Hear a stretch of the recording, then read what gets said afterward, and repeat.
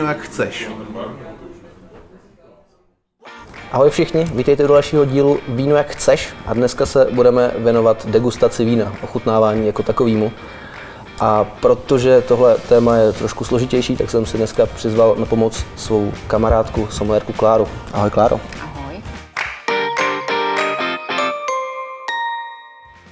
Degustace vína je pro hodně lidí takový mytický až strašidelný pojem, protože si hodně lidí představuje, že musí o víně strašně bohatě a dlouze hovořit, ať už se týče barvy, vůně nebo chuti. Ale není to úplně tak. Myslím si, že si můžeme tady degustaci rozdělit do takových dvou stylů. Ten první je, že prostě chcete zjistit, jestli to víno je dobrý a jestli vám chutná.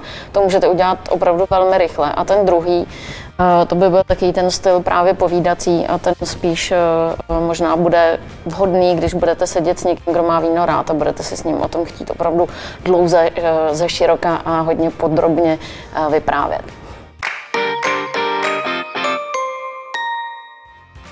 Takže ta rychlá verze je asi takhle rychlá. Podívám se na barvu, přivodím. Dobrý, špatný. Víno chutná, odpovídá tomu, co mi sommeliér nebo prodejce nabízí, a nebo ne. Ideálně je to v restauraci. Neznám nic horšího, než když objednáte víno. Všichni už mají hroznou žízeň, strašně se těší, až ho dostanou do skleničky. A vy začnete popisovat, jakou má víno barvu, jak krásně voní a jak chutná. Všem tečou sliny a vy nemáte co pít. Takže právě v tomhle případě je nejlepší prostě přivonět, ochutnat, v pořádku, můžete nalívat.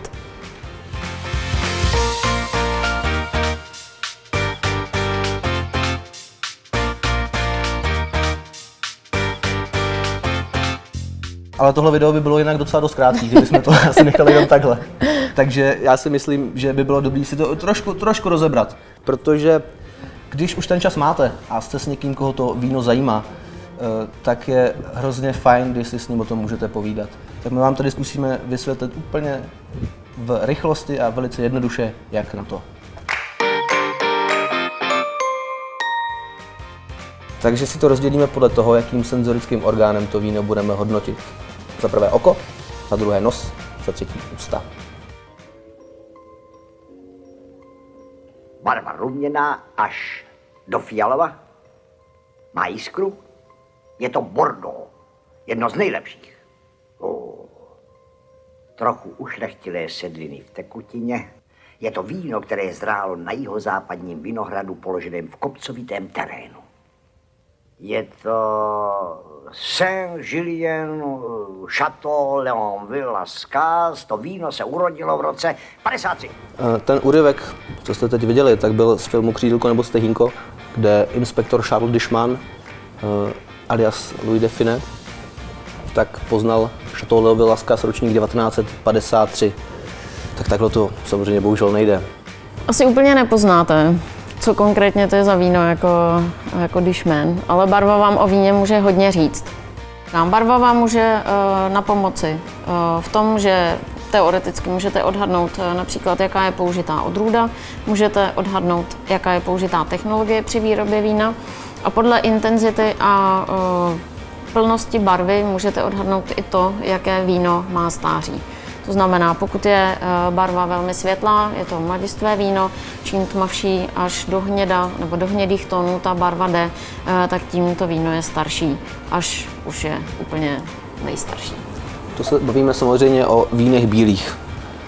U červených vín je to vlastně přesně naopak, takže čím je barva světlejší, tak tím je víno naopak starší. Druhá věc, kterou u vína můžeme hodnotit, tak je vůně.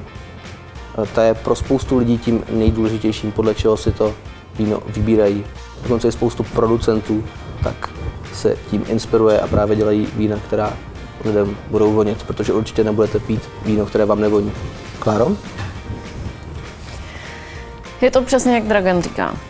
Protože když vám to víno na první dobrou krásně voní, tak vy už vlastně potom vůbec neřešíte to, jak to víno voní, co konkrétně v něm cítíte a ani se tak nesoustředíte na tu chuť, která je možná ještě důležitější než ta aromatika. Čím víc si k tomu vínu voníte, čím víc je to víno v té sklenici, tak se otevírá a vlastně rozvíjí se ta paleta těch aromat.